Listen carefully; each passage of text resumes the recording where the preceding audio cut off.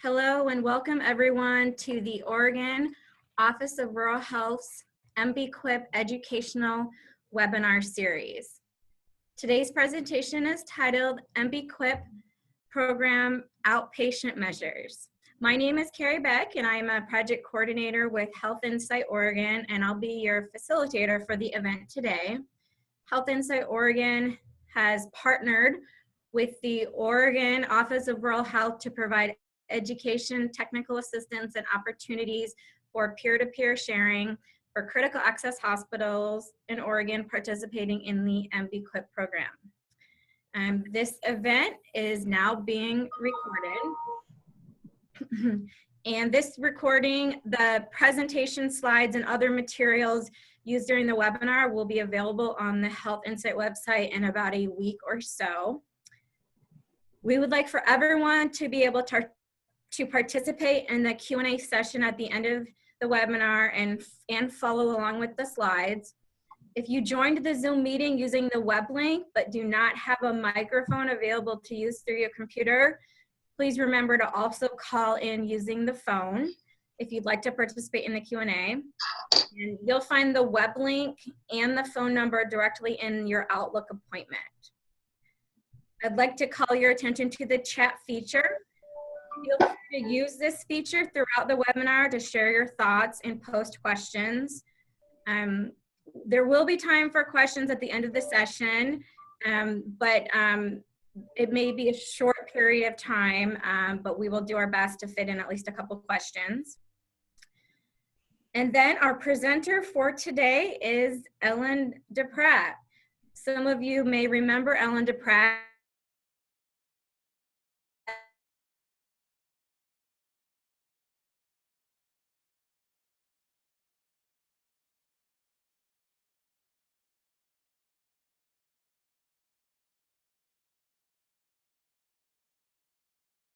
Ellen and let Ellen introduce herself and start the program. Thanks, Ellen. Great, thanks Carrie, and welcome to everybody who's on the call, and I welcome you back if you have been in other sessions or I've gotten to visit with you personally when I was up in Oregon. So next slide.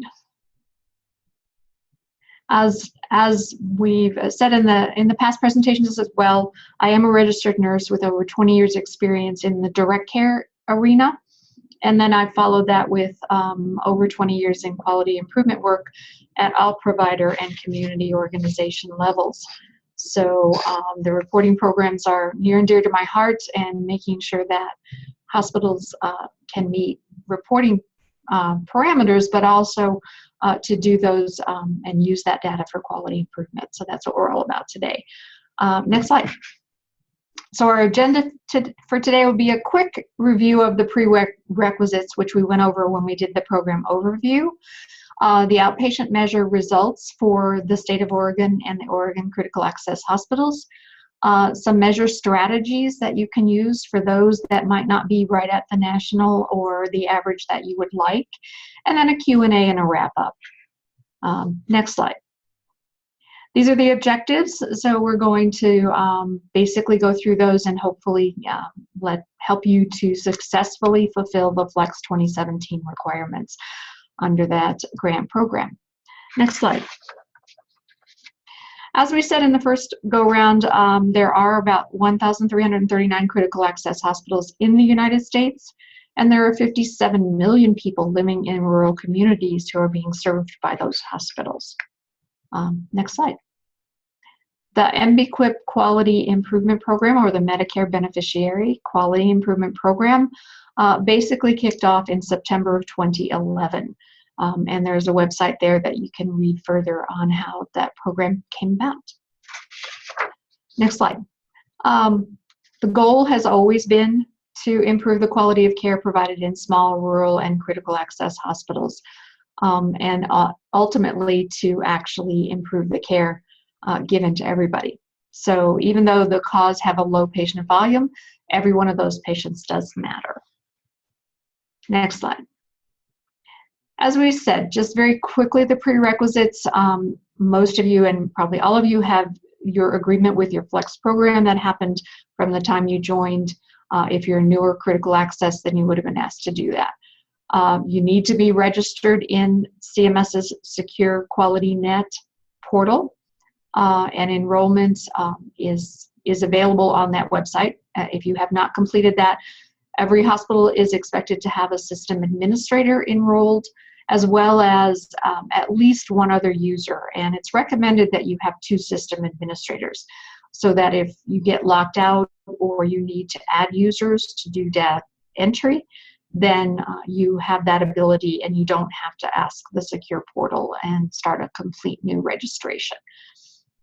You want to contract with and authorize an approved measures reporting vendor, and or you can use the clinical abstraction and reporting tool software that is free on the CMS website for your computer to do your clinical abstraction measures. And then for the healthcare personnel influenza summary vaccination, that is done through CDC's NHSN, so hopefully all of you are also enrolled in that database. That has a separate enrollment process as well, and we did show some slides on how you can find that location and how you can actually start the enrollment process if you're not already enrolled. So we will be talking about the measures that are basically reported via the QualityNet secure portal, and this is a screenshot of that CART software, but this is the main page. QualityNet.org is where all of this starts. This is where you log in, and then this is where the CART software will take you to upload your file through the secure portal. Next slide. So today we are going to concentrate on the outpatient measures. It is one of the 4 quality domains in the Medicare Beneficiary Quality Improvement Program. And I think you've had presentations on the other 3, and there will be a presentation coming up as well after this one. So next slide. Just in general, quality improvement data. What we're going to be going through is some of the state and national comparison data. These are averages, and it can be helpful to understand these, but averages do represent the middle ground for performance, and so the hope is that everyone will look at those, but then strive to be above that average. For quality improvement purposes, data benchmarks, such as the rate of the best performing critical access hospitals or those that are in the top 10%, may be more useful as time goes on and you have enough data in the database than that average comparison data. So your state flex coordinator may be able to provide some state-specific information about those top performers, best practices, and connect them with you so that you have someone you can talk to if you're struggling in a particular measure. Next slide. So how do you use quality improvement? How do you interpret that data? And if you see things that are not where you want them to be, there are several reasons that could be happening for that. The first being a lack of a consistent process.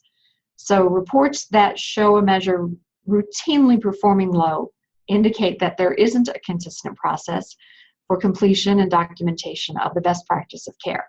So in this situation, if you see one of those that you're routinely performing low, you're encouraged to implement a standardized process for that particular measure to ensure that the evidence-based care is being followed in your procedures and it's also being documented. Because we know that one of the things is, as you're abstracting for these measures, if it isn't documented, then you have to say that it's an unknown, and that's going to give you a lower score. Next slide. So the next is that the process may need adjustment. So reports that show a measure performing high, but it's not at 100% yet, there's an opportunity to keep inching it forward. And so there you may want to consider reviewing records for the ones that didn't meet that measure. And then you can figure out whether individual patients, why their care was not up to the same standards as everybody else. So this could be improve your processes, it could improve your documentation, or it may just identify some needs where education or reminders or reviewing the policies and procedures that are in place can be used so that you can reach that 100% if that is the top level for that measure. Next slide. So another way to interpret the data is understanding that there's variation. So if your measures are showing a wide variation, you're at 20%, then you're at 80%, then you're at 60%, you need to look at those cases for a better understanding of why is that happening and why is there not consistency or progression upward on those, and identify any opportunities. On the next slide, there are basically two causes for variation. One is called a common cause. So it might be that the time to run and interpret the test results are taking too long. It's a common cause. It gives you the opportunity to look at what is being done in that testing process, and are there steps that are, too many? Can you reduce those steps? Can you shorten that time so that you get your test results in the time that you expect to? The other is called a special cause. And that's an unusual circumstance, and we've talked about, that could be bad weather and a helicopter cannot get to you, fog, they couldn't arrive to transport the patient, so you had a longer than expected time to transfer. So in that case, you're not looking for anything in particular in a process, but you're looking for how you evaluate and trigger that. And do you have a backup plan? Are there backup plans ready for when those special cause occurrences happen? And sometimes there aren't. Sometimes that is just something that occurs with us and in the frontier areas of all of our states out here in the West. We know that those can happen. And so you will have a delay in transport of patients. And there's not much that you can do about that except to look for and make sure that you have some backup systems in place. Next slide. And then for quality improvement, they basically say that enthusiasm in the field for the topic. So it's a secondary consideration, but topics that generate a strong interest in your staff and your stakeholders are likely to realize improvement faster than areas that are met with resistance or indifference. So if there's a measure that everybody really hates, you might want to go out there and find one that they really don't hate, and that they can get a little enthusiasm about. If they're successful on one, then maybe eventually you can get the people to go and look at a measure that isn't exactly something that raises enthusiasm in their mind. So start with the easy stuff where you're not getting resistance or indifference. Indifference is kind of hard. If the staff isn't all on board, then improvement is going to be difficult. So look for those enthusiastic topics. Next slide. So we will get into the actual outpatient measures. We're starting with the AMI chest pain and pain management measures. Just a general observation here is that you need, what they've done is they've changed the process in the secure portal for how you're going to be getting a list of Medicare outpatient claims.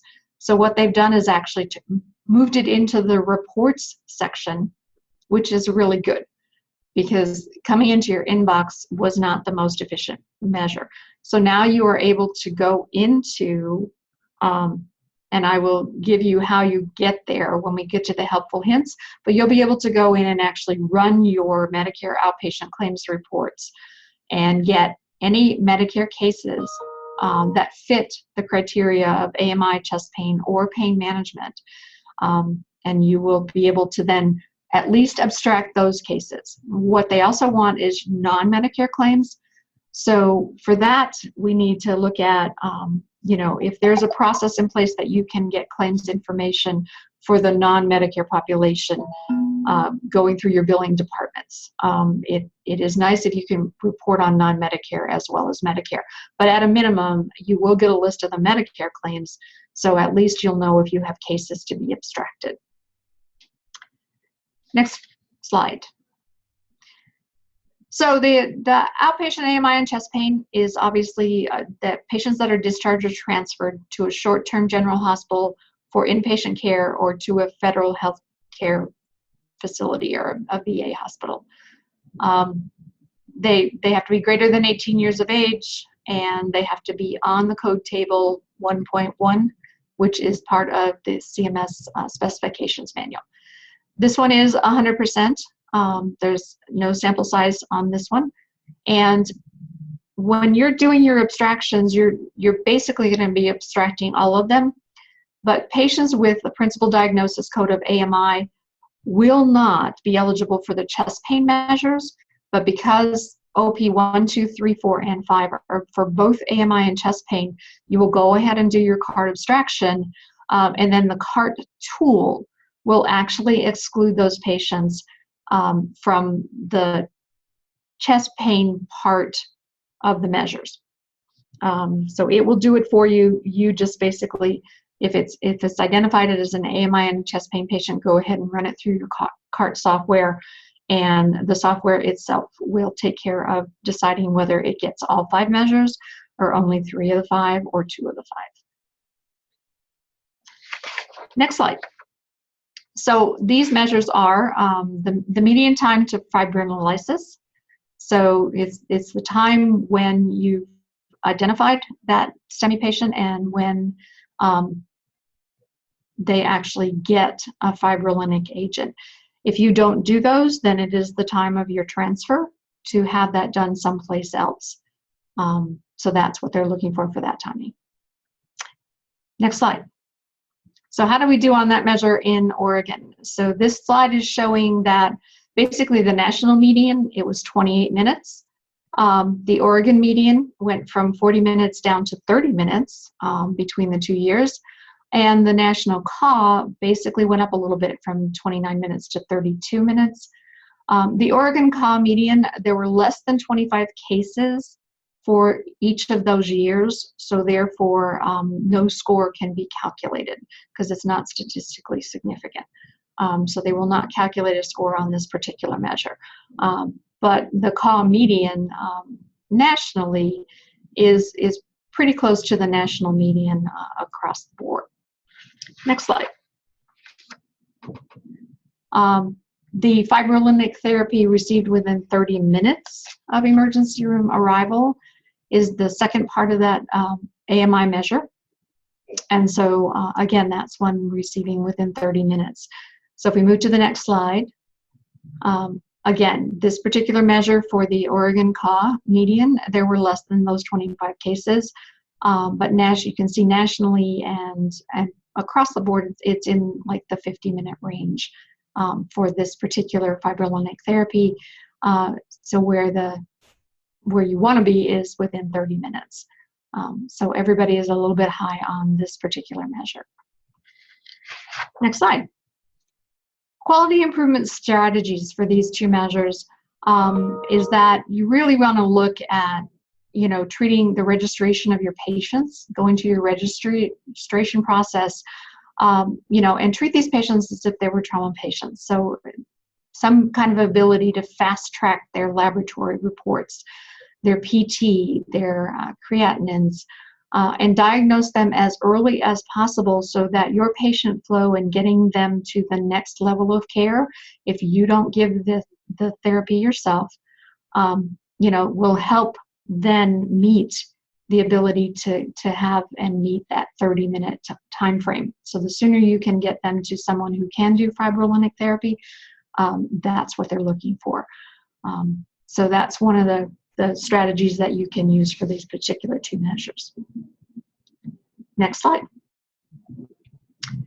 So the median time to transfer to another facility for intervention is OP number 3. And the next slide. As we can see here, the national meetings running 58, 57 minutes. The national CAW median is a little bit higher, running at 67 and 64. And for Oregon, you were at 50 minutes in 2014 and up to 57 minutes in 2015. So a little bit of an increase against the median on this particular one on that time to transfer. So on the next slide, how do we look at that then?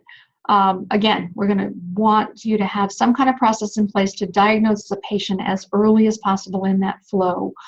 You know, even enabling your EMS systems, if you're working with your ambulance companies, to call you and tell you that they actually have a potential STEMI patient on the way, so that you, when they arrive at your location, can basically already start that initial and that backup plan for transfer or transport, you know, and immediately activate some of those communication phone calls that need to happen so that you can triage the patient, do the labs you need to do, and then get them on their way. So all of those are basically using your community and your community resources to help you to know what kind of patients are coming into your emergency department. Next slide. So OP4, which is the aspirin at arrival. So any patient that comes in with a potential chest pain patient should receive aspirin within 24 hours before, or if they've not received it prior to coming to you. So the next slide will show us how we're doing. And on this particular one, you know, a decrease in 2015 from 2014. So aspirin on arrival was at 96, or it was a decrease, unfortunately. It was at 98% in 2014, and now it's down to 96%, which is kind of what the national is running. Everybody's at 96%, 97, 98 is good. So higher is always better on this particular measure. Next slide. So some of our strategies for this particular measure is to use what you've got going in marketing within your communities to raise awareness with the general population. You know, work with those organizations that are dealing with heart issues and symptoms, and, you know, calling 911 and taking aspirin so that they're taking that aspirin before they even arrive at your facility. And then you're able to ask them or their family, did they actually have that aspirin before they came? So we're at the upper end on this measure, and this measure will probably be retired very soon because it's what they consider a topped out measure. When you've got everybody pretty much running at 97 or 98%, they will top out that measure, but they will keep an eye on it and bring it back if it looks like things are slipping. But you want to have that process for chest pain, and anybody who even is suspected of having chest pain, that process to give them aspirin if they haven't already had it before they came.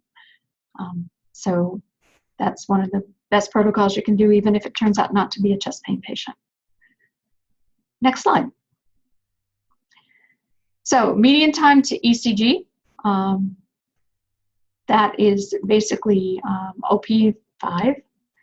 And again, this is the chest pain and AMI patients. So how are we doing on that one? So next slide. So for this one, basically everybody's running about 7 minutes, 8 minutes occasionally. So in 2015, we saw a bump in Oregon by 1 minute from where everybody was running at 7 minutes. So obviously lower is better. And we will look at on the next slide, please. Some strategies. Again, you're going to want to keep those patients diagnosed early.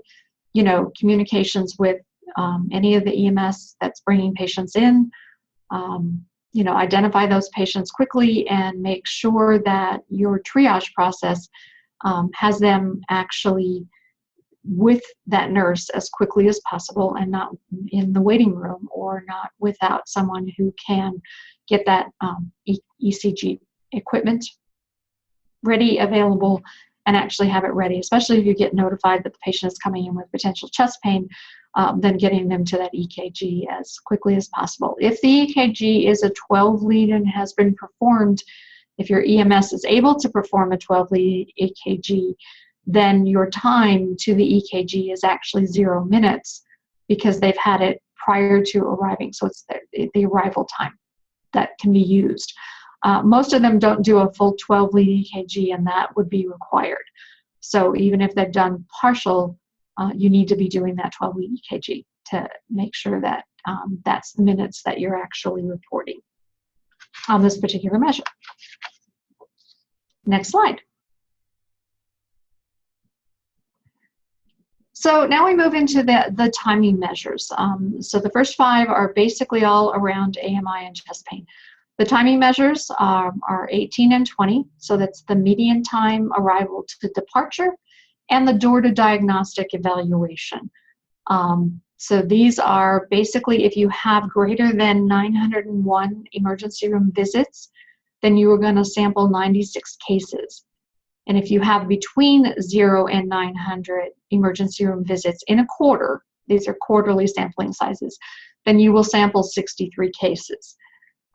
So you kind of have to know how you run with your ED visits, look at how many you had in the quarter, and that will tell you how large the sample size needs to be so that you don't do 100% of your patients.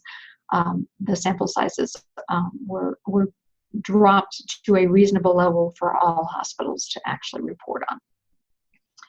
Next slide. So 18, as we said, is the median time from the arrival to the actual departure for discharged patients. So anybody that you admit into observation or inpatient is not an outpatient for the purposes of abstraction. They move into the other programs. So next slide. So for that measure, basically everybody is running at about 147, 148 minutes nationally.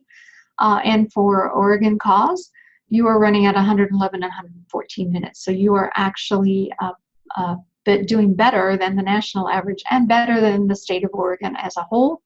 And you're a little bit higher than the national call median. So the calls are in the 100 to 114 minute range. And nationally, we're in 140, 150. So that is still a measure that they're looking to improve on. And because that's a dissatisfier for patients to be waiting in the emergency department to get seen and get discharged. So next slide. Some strategies for this one, CMS basically got a lot of criticism on these non-clinical measures, these timing measures, but that even though they don't have a focus or a specific clinical issue, it's the totality of the emergency department experience that they felt was valuable to know about. So because these measures include collaboration and coordination between a lot of different departments throughout the hospital, they did want to include these timing measures into the mix. Because yes, the timing of tests and the timing of going to x-rays and all of that very much is part of this arrival to discharge. So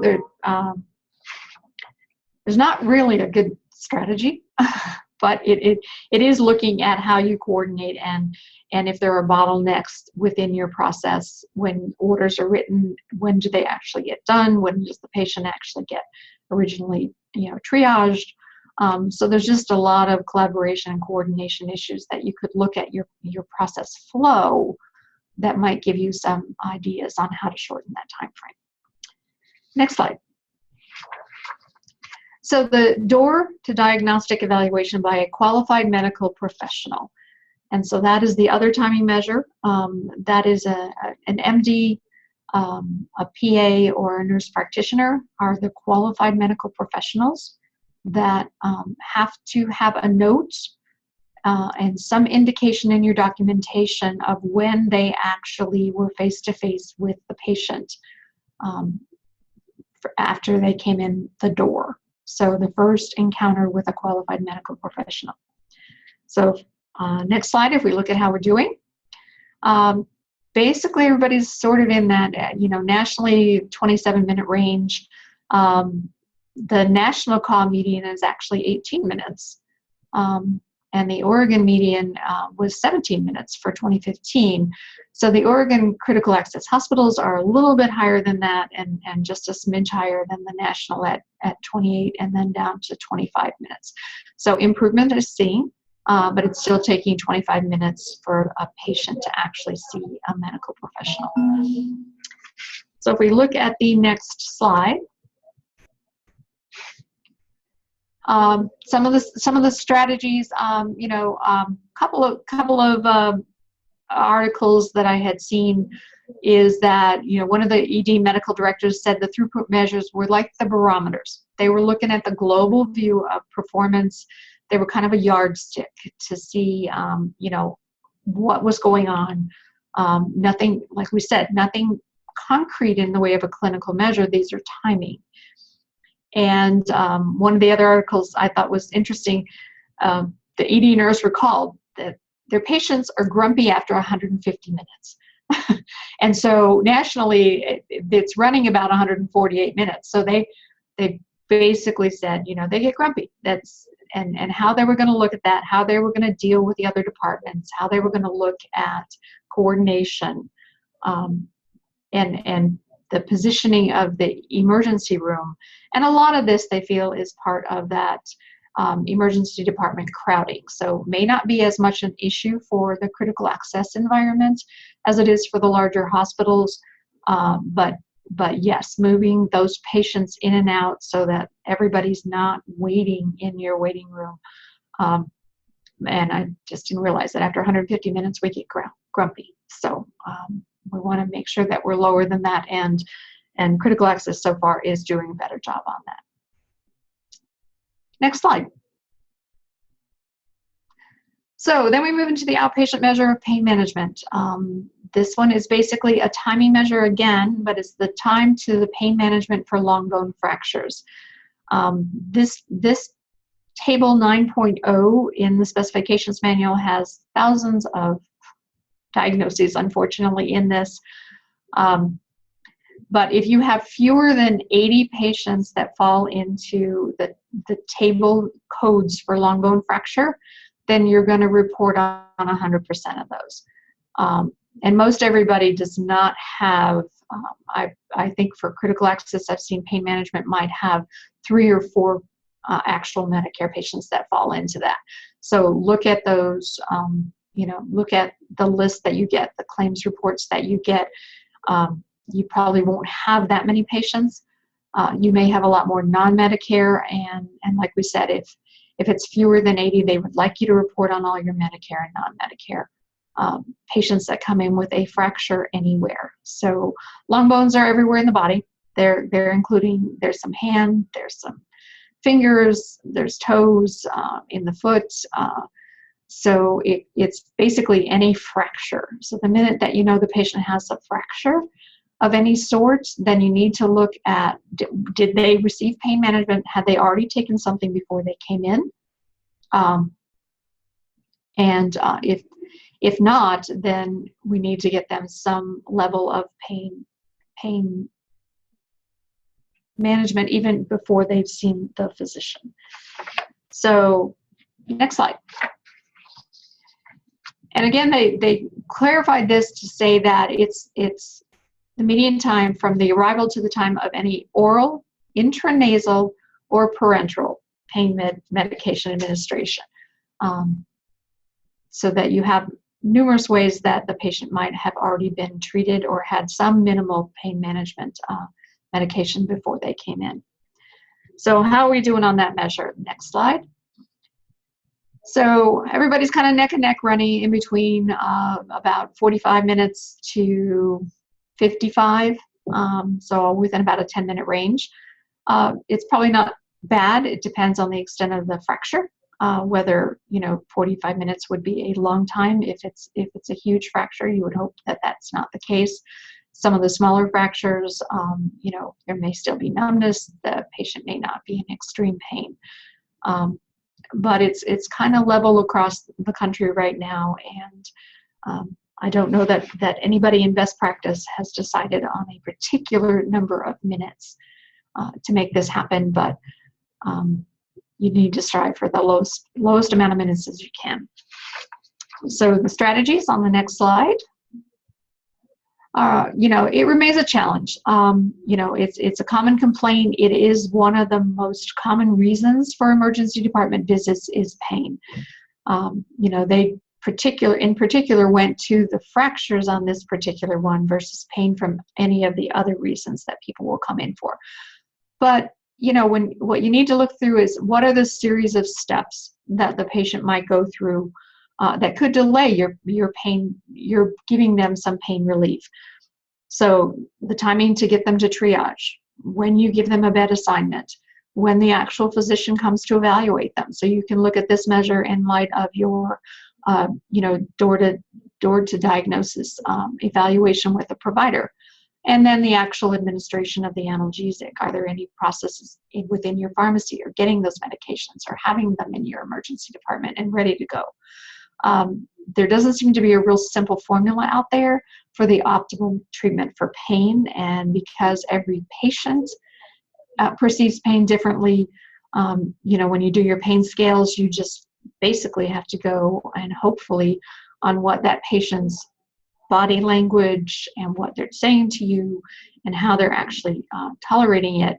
And if it's somebody who tolerates pain well and they're saying they don't have any pain, that doesn't mean that you shouldn't get them in the mix and have that pain medication and analgesic administration happen as quickly as possible.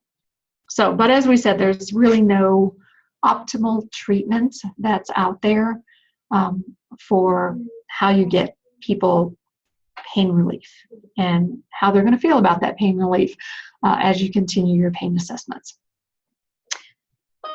Next slide. So we will move to the structural measures. OP22, which is the emergency department patient who left without being seen. This particular measure is only reported once a year. It's reported on May 15th, before May 15th annually. Normally the portal opens up on April 1st, so you have from April 1st to May 15th to get your actual aggregate numerator and denominator data submission into the secure portal. There are many structural measures, as you can see on the last bullet, but 22 is the only one that is mandated under the Medicare Quality Improvement Program for critical access hospitals. But you can certainly voluntarily answer the questions on some of the other ones. They talk about your ability, do you have electronic health records? Are you able to get lab transmissions? And so they're pretty easy yes/no questions. So if you are in there and want to look at those questions and you know those answers, it's voluntary, but they would love to know how many. CMS uses that just to gauge where everybody is in their electronic health record. What do they have now? Are they able to? And are there some gaps in that? And I think that's a good way to tell CMS if you're struggling and you don't have the right funding and it's hard to get those products or get those updates. By reporting that and saying, no, you don't have those abilities, it's sending that message, that positive message. So I would encourage as many people as possible to, when you're in doing the structural measure for OP22, go ahead and answer those other questions as well. Next slide. So the patient's left without being seen. Right now, it's basically at 1.2 and 1.5%, so went up a little bit in 2015. The average nationally is about 2%. And then for the cause and Oregon, it actually got down as low as 1%. So that is very good. So what you don't want, and if we move to the next slide, is that, regardless of the cause, whether it's wait times, increased visits, decreased supply of personnel or physicians, patients who leave without being seen lead us to know that there's access to care issues. So patients need to be able to have that. So whether we believe that the patient is misusing the emergency room as their clinic, it behooves everybody to look at, all right, if that's the case, then we need some community discussions, some way to decide if there are access issues with physician offices, and we know there are, the timing of when the patients are coming to your emergency department. Are they people who work and they you don't have the appropriate clinic hours? So, talking with the community and the community leaders and saying, all right, maybe we need some offices or some clinics who would be willing to have a 6 to 8 p.m., open door. So there are ways to look at I would look at the time of day when some of this is happening, because it might tell you something that maybe your community leaders or your community would be interested in knowing about. And you want to just look at your workflow analysis to figure out, all right, why and who were the people, did you even know what they came in for? Had anybody even triaged them enough on registration to know what their complaint was? And find out the specific reasons why those particular people didn't elect to stay and just walked out before they were actually being seen. So it's opportunities to do a little workflow analysis on that particular item. Next slide. So that is all of the measures that are in the outpatient part of the program. A few helpful hints we've talked about along the way. You certainly want to know the number of patients that you think that you're going to be entering data into the CART tool, because what will happen is as you enter them into CART and you get your abstracts and then you know your numbers, there's a requirement to tell the system how many, on population and sampling, how many entries to expect. So the warehouse basically has this need to say, all right, if you put that you're expecting to send 20 cases, then they're going to be looking for 20 cases in your file. And that is due at the first day of the reporting quarter. And for outpatients, the abstracts are also due on the first day of that quarter. So it works out well for outpatient. Inpatient cases, you've got an extra 15 days, which is just confusing. But the population and sampling has to be in there by that same deadline date as your cases. If you have no cases for a particular measure or topic, then you want to enter zeros in that population and sampling, because then you will get credit for having reported for that quarter for the program, and it was because you just didn't have any cases that were eligible for that topic. As we said, the outpatient 27, the healthcare personnel, that data entry goes into NHSN, and it's completed by May 15th of every year for the current reporting flu season. So in October of this year, hopefully you have your worksheets and you'll start collecting your numbers from October 1 through March 30th of for the 27-2018 flu season for a data entry next year before May 15th. But Carrie will be doing a further drill down on that topic as well. Next slide. So just some quick reporting tips that we've gone over before. Use those code tables in the specifications manual. If you go into qualitynet.org, the main site, there's no secure portal entry required, and you do the drop down for the outpatient program, you will see one of the selections is the specifications manual. So you pick the manual for the time frame that you're reporting in, and in there will be appendices with code tables. And so then you can check basically, and I did not correct, I apologize, I did not correct this slide. It is not the secure transfer inbox anymore for those Medicare fee-for-service patients. It will be a report, and we'll get out an email that says where you go into the reports and how you actually pull those number of cases. So my apologies for that slide. It's not the inbox anymore. You're going to complete your chart abstractions for each of your cases. You can do these monthly. You can do them all at the end of the quarter. The important thing is to remember that first date of each of the reporting deadlines, which is February 1st, May 1st, August 1st, and November 1st. So just make sure your chart abstractions for the corresponding quarter are complete and ready to build the file so that you can submit it through the secure portal. And yeah, it's important to know that if your cases are complete, if they're not complete and there are items, make sure you complete those.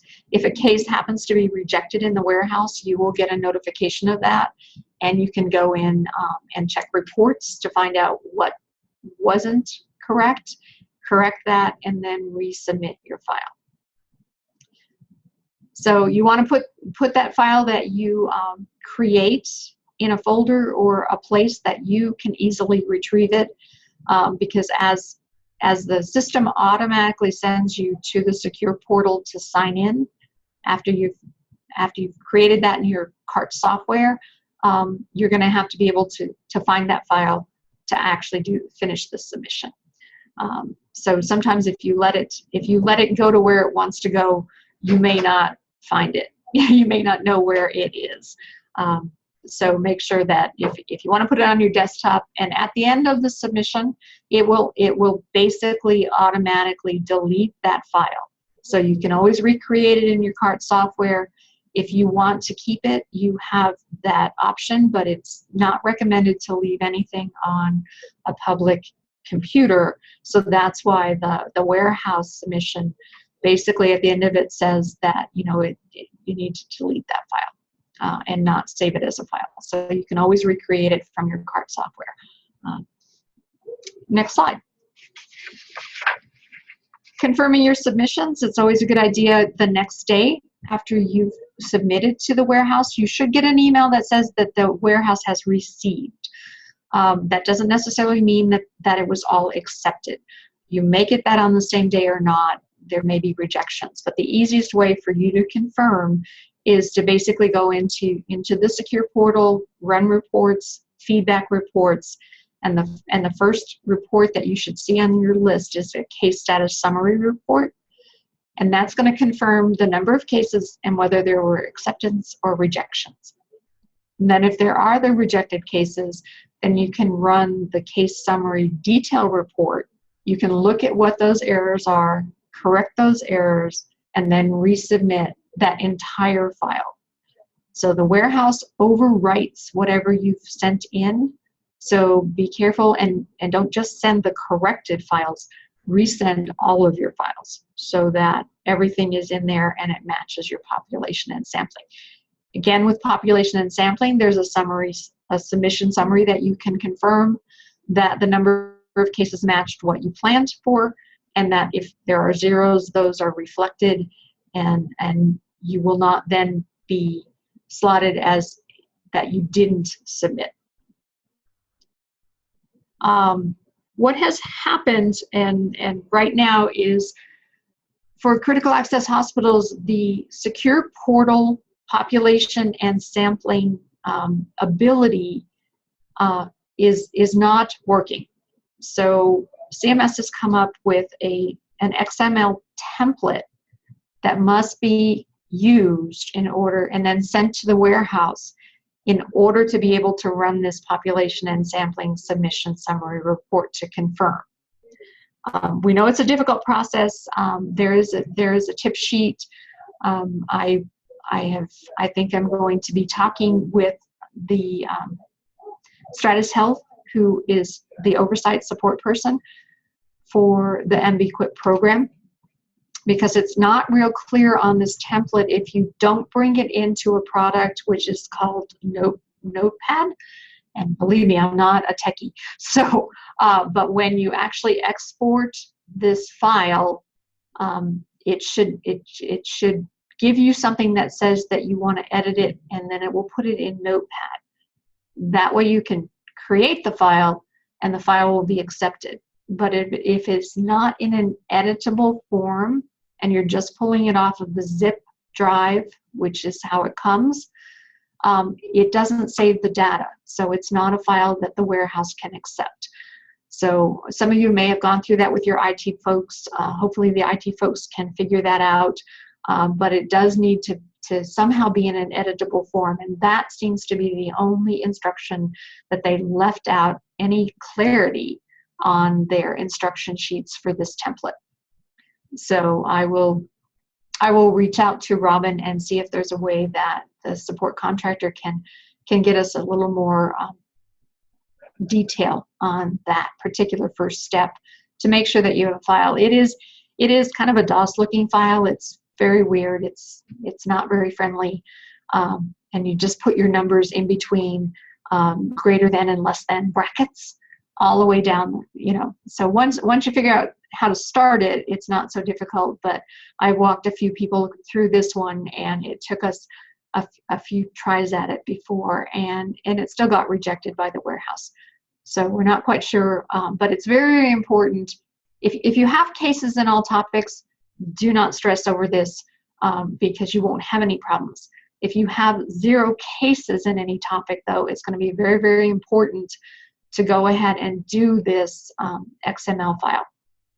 So I'll make sure that Carrie has that, and I'm sure Stacy has that template as well. And so until they fix this, the last I heard, it could be a delay in both the August reporting, and it may last as long as the November submission. I'm hoping not, and that they solve their problems before August, and so that you can go into the secure portal. Then it's just a simple little worksheet. You put in your numbers, and it's much easier to do. But we will continue to follow up on that particular template. So if there are questions or concerns, please let Carrie know, and we can get together with Stratus, who's the support contractor.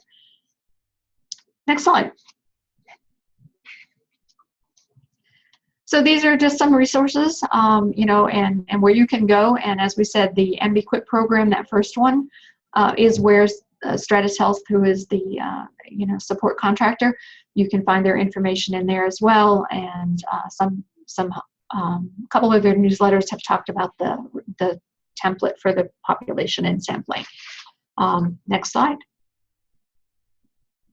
So what we covered today, basically just a refresh knowledge of the outpatient components, some of the steps that you can take to be successful in reporting, as well as in showing improvement, and the importance of data reporting for improved patient outcomes. The reason that you're reporting on these is to look at your results and to see if there aren't some ways to shave off time or improve processes to get these patients in the outpatient arena seen, treated, and hopefully healthy and returned to their home.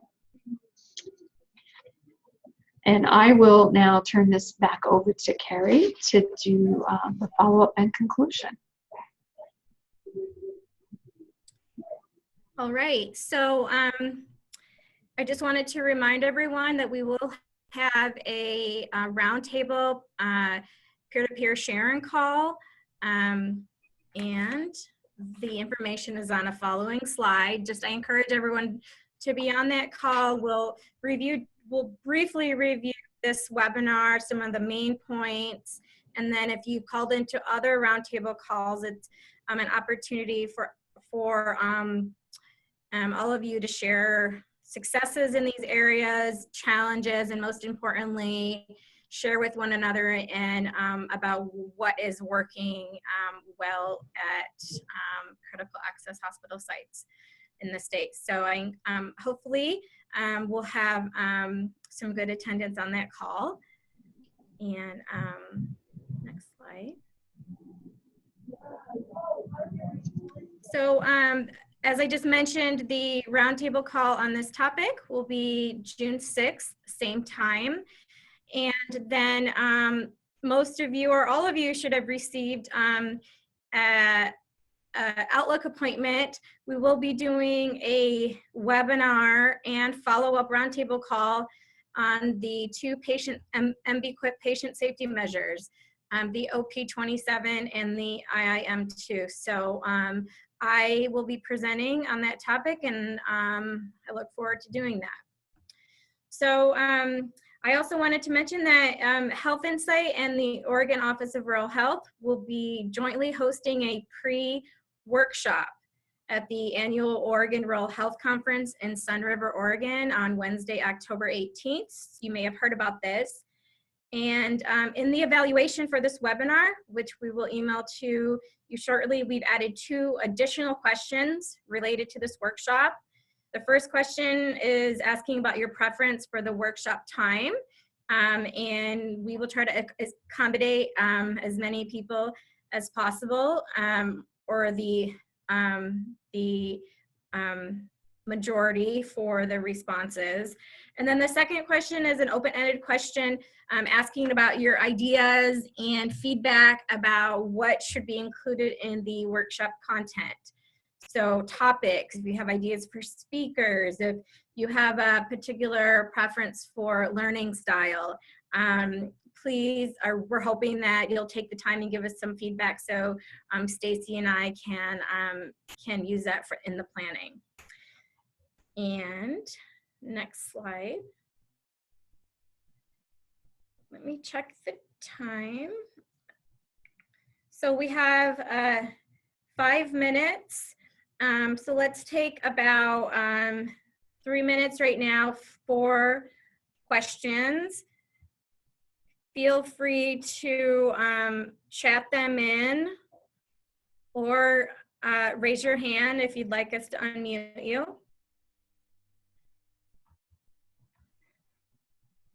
We don't have any questions in the chat now, but I'll give it a little bit of time and see if any come in.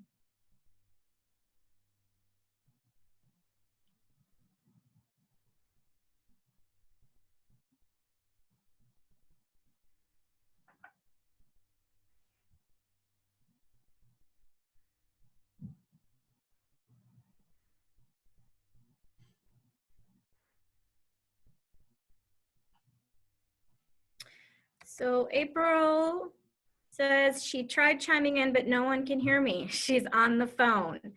Okay, is she unmuted, Katie? April, go ahead. Hi there, can you hear me now? We can, thank you. Okay, sorry about that. So I had a couple questions, well, a question and a comment. And I had talked to Ellen after the last one, and she was super helpful to me. But I had reached out to QualityNet because I wasn't getting the reports on a routine basis about the Medicare patients. And I found out through them that they're no longer sending them out. In order to actually get those reports, you have to go in and run them yourself now. So maybe I missed that when Ellen said that earlier. I had somebody stop in. So I just wanted to share that little bit of information because it took me a while to figure out what these reports were and how to get them. And so anyways, but on the second thing that I had, it's on the long bone fractures. So Ellen said that any bone, a lot of bones in the hands and feet, etc., can be a long bone. But I'm looking at the table of all the codes, and there is nothing in there about metatarsals, phalanges, anything like that. It's all radius, humerus, tib, fib, ulna, femur. And so I'm just wondering how you guys go about, or how you recommend going about abstracting that, because right now what I end up doing is calling my radiology service and having them run the report for me and giving it back to me, because it's about, I just checked, 2,093 codes that I would have to put in to pull that report. So is there a better way to do that, or am I missing something here? Ellen, can I turn this one over to you? Yeah, yeah, and I would say, April, that you're not missing anything. Most of what everybody's been doing as far as the current practice is exactly that same thing. It's asking radiology, for any time that they're doing anything that's related to bones, any kind of, and then giving you those cases so that you can look at them and see if they are in the, long bone fracture measure. I don't believe that anybody's billing system and their EHR system are potentially at this point, sophisticated enough to run through all those codes on that code table, every time you do a claim submission, because that's what you would have to do to see if any of those claims actually show up. I would say take the Medicare list, and if you have pain management's cases, look and see what those codes are, and maybe after over time you'll find some common codes, and just make sure that you're looking for those codes on as many patients as might be coming through your emergency department.